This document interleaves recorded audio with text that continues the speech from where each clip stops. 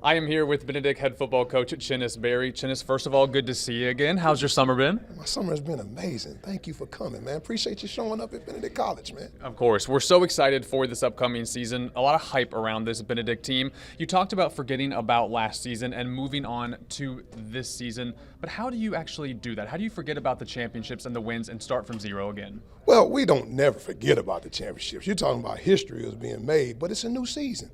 It's a new season, new team, but the same mission, and that's go 1-0 every day. You know, if I can just put that last season in a box and just put it to the side, I won't ever forget it, all right, because it was historical and monumental. But we got to focus on now. What's important now? That's no opportunity wasted right now. And the young men are super excited about this season. Like, there's some guys on this team that wasn't part of last year's team. So they want to show and prove as well. So, you know, we're focused on getting ready to be the best we can be every day. And when we talk about the process, people sometimes talk about pressure. Well, it's not about pressure. It's about preparation. And as long as you prepare and put the whole armor of God on and make sure every day that you prepare the right way, you don't worry about pressure. How would you describe what you have built here in the last few years at Benedict in a pretty short time?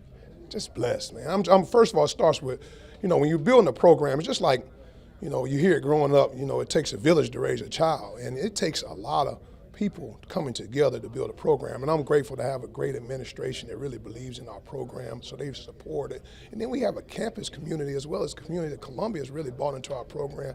And you have some young men that really believe in our program. So it's been great. Recruiting has been great.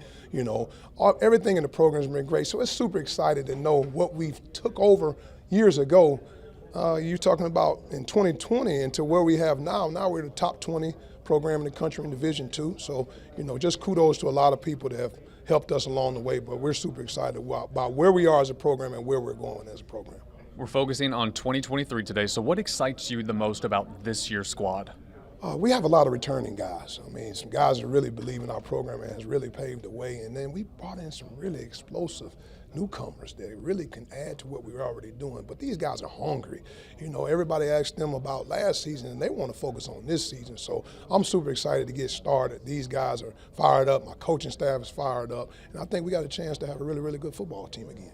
You have a lot of local talent, a lot of guys that we watched in high school that are now obviously a Benedict Tiger. How would you describe the talent in the state of South Carolina at the high school level? Well, we have a gas tank philosophy. And the gas tank basically is, well, if we get in a car, we go pick up a car and we fill it up, we can get within a 4 or 5 hour radius with that philosophy. So you're talking about some really good football in the Palmetto State. You're talking about, especially locally right here in Columbia. So we really believe in recruiting the area, recruiting the backyard, because last time I checked, if you get them from local, that's more people in the seats. And we want to be able to pack out Charlie Johnson Stadium every week. And again, recruiting locally in the state of South Carolina as well as the city of Columbia is very, very important to our program. You spoke in your press conference about the strength and conditioning and how that's arguably maybe the most important coaching job that you have in this day and age in 2023. What are the standards physically and mentally that you have to compete at this level? Oh, it's really a year-round deal these days. That's why it's important to have the right strength and conditioning coach. You know, in Division II, we have limitation on what we are able to do in the summer, but, you know, just changing the bodies. You're talking about in Division II, you don't get an off week. I mean, you're really, every week you're playing, and you're talking about having young men coming in the first week of August all the way into, we plan on playing into December. So it's important that you have the right strength coach, but it's also important that we buy into nutrition. Nutrition, being in here at Benedict, you know, they get 3 meals a day, you know, breakfast, lunch, and dinner, but we want to be able to just invest in them and make sure that they have the nutrition in their bodies, make sure they're getting the proper rest. So strength and conditioning is extremely important. And, you know, it's pretty hot out here in Columbia as well, so you have to make sure you're in the best shape you can be in. So ultimately, strength and conditioning is used. That's why hiring Austin Kistner was a really big hire for us.